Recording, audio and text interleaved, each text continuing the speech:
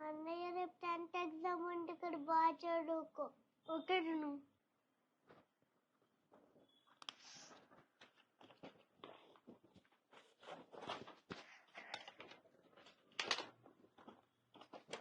అన్నయ్య నువ్వేమైనా పార్క్కి వెళ్తున్నావా ట్రిప్కి వెళ్తున్నావా? ఇవన్నీ ఎందుకు పట్టుకెళ్తున్నావు? బిస్కెట్లు ఫ్రూట్లు అవేమిటి?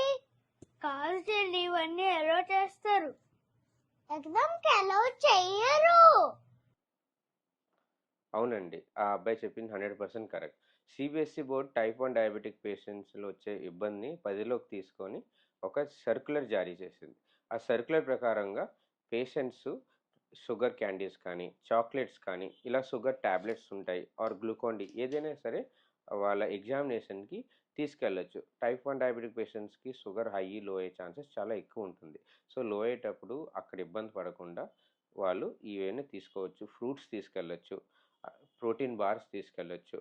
సో ఇవన్నీ అలౌడ్. ఇది కాకుండా వాళ్ళు గ్లూకోమీటర్, మనం షుగర్ అయిన డౌట్ వచ్చింది లో టెస్ట్ కానీ గ్లూకోమీటర్ కూడా తీసుకెళ్ళచ్చు. అలాగే కొంతమంది సీజీఎంఎస్ పెట్టుకుంటారు. ఇది ఒక సీజీఎంఎస్ డివైస్ అండి.